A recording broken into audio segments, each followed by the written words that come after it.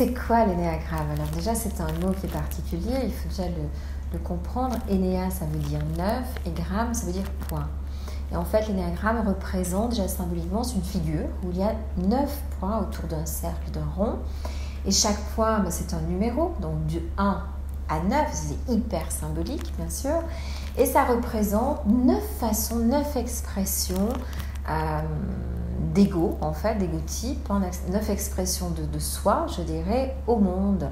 Et donc, il va tout simplement nous montrer avec quelque chose qui est très précis et très clair. Ce qui est très intéressant dans cet outil, parce qu'il y a beaucoup d'outils de diagnostic des personnalités, des outils qui nous apprennent à savoir ce qu'on fait, etc. Celui-là, pour moi, a une qualité exceptionnelle, c'est que il nous dit et il nous montre nos comportements quand on va bien, mais il nous montre aussi nos comportements quand on ne va pas bien, c'est-à-dire nos zones de stress et nos zones en fait de sécurité. Donc voilà, il va décrire 9 personnalités, 9 comportements bien particuliers, 9 paires de lunettes très spécifiques. Et je vais simplement faire un petit tour comme ça pour rentrer dans l'outil. Donc le premier comportement qu'il décrit, c'est un comportement de personnalité qui sont des perfectionnistes. Des 1, on les appelle les 1 sur l'énéagramme. Alors c'est un peu bizarre quand on parle des gens comme des chiffres, et j'aime pas du tout ça parce que j'ai horreur des classifications. Et l'outil quand même, vous verrez si vous achetez un ou deux bouquins sur l'énéagramme, est très percutant. Il va nous expliquer que les perfectionnistes sont des gens qui ont le souci du détail, de la structure, des choses bien faites, même parfaitement faites, et qui sont un petit peu, voilà, j'allais dire, ils vont dire, voilà, il y a des règles, il y a des structures, il y a des choses, et il ne faut pas trop déroger de ces règles-là, et si tu déroges de cette règle-là, c'est parce que c'est pas bien, donc tu vas rompre avec ton système de valeurs, etc. Et c'est un petit peu des fois les gens casse-pieds, voilà, qui mettent un petit peu les ronds dans des carrés, et qui manquent un peu des fois de spontanéité, de liberté, etc. Et puis il y a une deuxième personnalité, et celle-là, on la connaît aussi bien, ce sont des gens qui sont en général très relationnels, surtout très chaleureux, et c'est les aidants, on les appelle les altruistes, les aidants, parce que on a dans ce monde-là des personnes qui adorent aider les autres. Et ils sont toujours aux petits soins. Et ils me disent, est-ce que tu veux que je te rende service? Est-ce que tu as besoin d'aide? Ils ont un cœur tellement gros, en fait, qu'on a tendance d'ailleurs à les laisser nous aider, parce que c'est bien quand quelqu'un nous aide. Et puis ces personnes-là peuvent de temps en temps devenir des fois un petit peu intrusives, parce que ils vont nous aider des fois sans même qu'on ait besoin d'aide, finalement. Et puis il y a une troisième personnalité qui est décrite dans l'énéagramme, qui est une personnalité qui est géniale, comme toutes les personnalités, vous verrez, qui est la personnalité qui aime réussir dans la vie. Ah, celle-là, elle est géniale, c'est le battant. Alors les battants, c'est quoi? On y va, on fonce, quoi. La vie, c'est positif, il faut gagner de l'argent, il faut créer sa matérialité, il faut parler au plus grand nombre de personnes, des choses qui vont vers l'avant. Et ces gens-là sont des gens qui vont très très vite. Et souvent qui nous stressent d'ailleurs, parce que ils ne sont pas arrivés, qu'ils sont déjà repartis, ils font plein de projets sur le futur, on a parfois du mal à les suivre, et puis ils n'hésitent pas à passer devant vous si toutefois ils vous trouvent trop lent ou qu'ils ne vous trouvent pas assez intéressant. Ils vont tout de suite prendre une forme de leadership et ils vont aller réaliser les projets qu'ils ont envie, parce que ce qui les motive, c'est vraiment réussir, hein, bien sûr. Alors après, il y a une autre catégorie, c'est les 4 sur l'énéagramme, une petite catégorie de gens qui sont aussi très, je dirais, très inspirés, puisque c'est des 4, donc les 4 sont toujours très très inspirés sur l'énéagramme, puisque ce sont nos artistes. Ah, les artistes, alors les artistes, voilà, ils se la jouent un petit peu des fois comme ça, parce que évidemment, ils ont une connexion particulière, parce que pour être quelqu'un d'inspiré, tu comprends, il faut quand même être différent des autres. Et lorsque je suis inspirée dans ce monde, c'est que je vois les choses que les autres ne voient pas, c'est parce qu'il y a du mystère, et du coup, je suis un peu différente des autres. D'ailleurs, je me demande des fois ce que je fais sur cette planète, et moi, j'ai cette connexion à l'univers et au plus grand, et voilà. En fait, c'est nos artistes, c'est les chanteurs, les acteurs, mais pas que, c'est aussi des grands managers, vous verrez, et c'est des gens qui ont une fibre intérieure, une connexion qui est très puissante et très forte, je dirais, avec le monde de l'invisible. Après, on a une catégorie géniale, parce que c'est nos génies. Ce sont les 5, on les appelle les observateurs, bien sûr. Ce sont des gens qui observent. Mais pas que, hein. Et puis pas toujours, ça peut être de piètres observateurs, on verra aussi. Mais ces gens-là, ils veulent comprendre le mystère. Eux, ils ne sont pas forcément connectés au mystère. Eux, ils veulent le comprendre en profondeur. Donc, ils vont aller chercher le savoir. Ils vont aller faire beaucoup de formations. D'ailleurs, j'aurais beaucoup de formations qui viennent chercher qu'est-ce que c'est que ça. Ils veulent comprendre en profondeur. Ils sont de grands intellectuels très souvent. Ils ont beaucoup de savoir, des érudits, bien sûr. Et puis, c'est nos savants. Ça va être Einstein, des gens comme ça, qui vraiment vont au-delà des pionniers, je dirais, de l'intelligence intellectuelle, qui vont aller s'enquérir de la nature humaine en sa profondeur pour bien comprendre comment ça marche, tout ça. Alors, c'est génial, des gens qui sont, je dirais, intellectuellement intelligents. On verra qu'ils ont quand même des grosses problématiques et que parfois, pour passer de l'intellect, de la tête au cœur ou au corps, c'est pas toujours simple.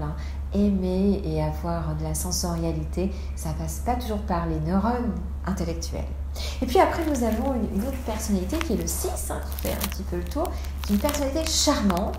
C'est un petit peu nos globetrotters, c'est un petit peu, je dirais, ceux qui donnent du sens, parce que le 6 est une personnalité qui est orientée vers la responsabilisation de l'humanité, de l'aide, de soi. C'est des gens très loyaux, en général très fidèles, et donc ils ont une quête vraiment de sens, de qu'est-ce qu'on vient faire un petit peu sur cette planète-là, mais comment on va aider, comment on va être solidaires les uns des autres pour que la planète avance. Ils ont vraiment l'instinct du groupe, l'instinct, je dirais, de la qualité, du respect, de l'éthique. Alors, c'est des gens qui ont le souci de tout ce qui est le travail bien fait, mais qui, au-delà, ont une qualité de vie qui permet de trouver le sens de notre mission ici. C'est pas rien quand même, l'énergie du 6, on les appelle les loyalistes, bien sûr. Après, ils ont un sens critique, vous verrez, qui est très performant aussi. Mais voilà, avec un petit peu de doute aussi, très souvent, mais ça, c'est encore une autre histoire dans cet égotype-là. Puis après, on a une personnalité qui est chatoyante. Tout le monde l'aime en général, cette personnalité, c'est le 7, parce que c'est notre généraliste, c'est notre épicurien. Alors lui, il est flamboyant. Il aime rire, il aime la joie. C'est pas un optimiste de base. Il cultive l'optimisme, le positivisme, la loi d'attraction, l'abondance. Tout est beau. Demain sera toujours un jour meilleur. Tout est magnifique. Il faut absolument emmener le plus grand nombre de gens à être heureux, parce que être heureux, c'est vraiment ça qu'il faut dans la vie. Et ces gens-là rient, sourient, amènent du positivisme, amènent de la joie au monde. C'est vraiment une porte d'entrée extraordinaire, je dirais, à la joie. Simplement, derrière, on fuit aussi beaucoup dans le rire, la joie, et on peut se superficialiser, j'allais dire un petit peu, ne pas forcément aller en profondeur et s'accrocher, se confronter à la difficulté. C'est pour ça que dans l'énéagramme, il y a un autre numéro, c'est le 8. Le 8, lui, c'est notre leader. Il est génial, c'est le plus courageux de tous parce qu'il se confronte. Eh oui, vous ne pourrez plus mentir, ni à vous-même ni aux autres, ça sera très difficile. Il vous sera difficile de raconter des choses et de ne pas les faire, les mettre en pratique, parce que notre leader, c'est la puissance, vraiment, je dirais la force, une énergie extraordinaire. C'est le bâtisseur des églises, c'est vraiment celui qui va construire des entreprises, qui va construire vraiment au-delà du sens, c'est-à-dire qu'il a non seulement une forme intellectuelle de force, mais une forme physique, émotionnelle de force. Et il va être dans une forme de justice. Si tu me dis que c'est ça, il faut que ce soit ça. Il va bien vous regarder dans les yeux, celui-là. Il va vous amener, il va vous pousser pour vous révéler dans qui vous êtes. Et lorsqu'on a une personnalité 8, qu'on a cette puissance de feu à l'intérieur, c'est très difficile aussi, parce qu'aujourd'hui, on est dans un monde un petit peu zen, un monde où c'est la non-violence, tout ça, ok. Et lui, il a besoin de cette agressivité pour dépasser les obstacles. Et je crois quelque part qu'on a besoin quand même d'une forme de puissance en nous pour dépasser les obstacles. Et si ça fait partie de cet énéagramme, on va voir, c'est que ça a beaucoup de sens pour l'être humain. Et justement, quand on parlait de ce monde un peu zénitude, on arrive au numéro 9, à celui qui est tout là-haut sur le cercle. Et lui, c'est un peu la zénitude, bien sûr. C'est-à-dire qu'il est orienté vers le pacifisme. Et là, c'est tout ce qui est en train d'émerger aussi à notre époque, c'est-à-dire cette envie d'humanité, cette envie de pacifisme, cette envie de médiation, cette envie de partage entre nous, cette envie de faire ensemble que le monde soit un havre de paix pour les gens, qu'on puisse se soutenir, qu'on puisse s'écouter mais en profondeur, de façon active. Et l'énergie du 9 est orientée vers ça. C'est un médiateur extraordinaire, c'est une belle oreille, une bonne écoute active. Et je dis souvent qu'il est une vraie terre, un vrai terreau, une vraie matière de croissance pour tous les autres êtres humains. Alors voilà, il y a 9 types de personnalités dans cet outil Ennéagramme. Alors on va comprendre bien sûr que c'est un outil qui va nous expliquer qu'on a une tendance, on va peut-être avoir une tendance à la perfection, une tendance à l'harmonie, une tendance au courage, une tendance au sens, une tendance à être artiste, et que cette tendance va être un révélateur, une paire de lunettes un peu unique qu'on va avoir, et on va se balader avec ça et on va tout filtrer le monde par rapport à cette tendance, en sachant qu'on a aussi les 8 autres, mais qu'elles sont plus, je dirais, en potentiel en nous, et qu'il y en a une qui prend vraiment la main sur les autres. Mais une fois qu'on a un petit peu observé nos comportements, qu'on a observé voilà, de quelle tendance on est, ce qui va être très intéressant dans l'outil, c'est qu'il nous révèle les mécanismes inconscients de pourquoi de nos comportements. Et c'est tout là l'idée de cet outil-là. Sinon, tout le monde peut tout faire. Je veux dire, les comportements, on sait à peu près, je veux dire, comment on fonctionne plus ou moins. Par contre, les questions fondamentales, je crois qu'on se pose, c'est pourquoi j'ai dit ça ? Pourquoi j'ai pas dit ça ? Pourquoi je peux pas dire ça ? Pourquoi j'ai fait ça ? Pourquoi j'ai pas fait ça ? Et à un moment donné, on se retrouve complètement coincé dans notre histoire en disant « Ok, voilà ce que je fais, voilà ce que je sais faire ou pas faire, mais pourquoi fondamentalement ?» Et c'est ça qui m'intéresse beaucoup, c'est d'amener les personnes avec cet outil à comprendre le pourquoi mystérieux, inconscient et caché. Et là, c'est un peu, quand on comprend le pourquoi, c'est un peu comme si on avait la locomotive qui se mettait derrière tous ces petits wagons et d'un coup, toute l'histoire de notre vie, toutes nos pièces de puzzle qui sont toutes différentes et heureusement vont comme ça s'aimanter, se réunir et d'un coup on a ce tableau magnifique qui est nous dans toutes nos dimensions à la fois conscientes et inconscientes. Donc c'est un outil très intéressant, très important. Je pense que c'est l'outil du 21e siècle pour les personnes parce que c'est vraiment l'outil de la compétence managériale au plus haut niveau pour moi dans la compréhension pour les familles, élever ses enfants, les relations de couple. Je veux dire que c'est une base fondatrice et fondamentale de qui je suis et pourquoi je suis cette personne-là. Voilà, donc l'énéagramme va vraiment vous parler de qui vous êtes au niveau inconscient et simplement pour vous refaire un petit passage pour bien vous expliquer l'outil, en tout cas au mieux que je peux et le plus efficacement possible, il parle de vos peurs en fait, de nos peurs inconscientes dont on n'est absolument pas conscient. Et nos peurs inconscientes, quand je veux que tout soit parfait et bien, c'est que j'ai peur du regard des autres. J'ai peur de ne pas réussir, j'ai peur d'être condamnée, j'ai peur de l'erreur. Quand je veux aider les autres au maximum, je suis une belle personne parce que je suis altruiste et je donne.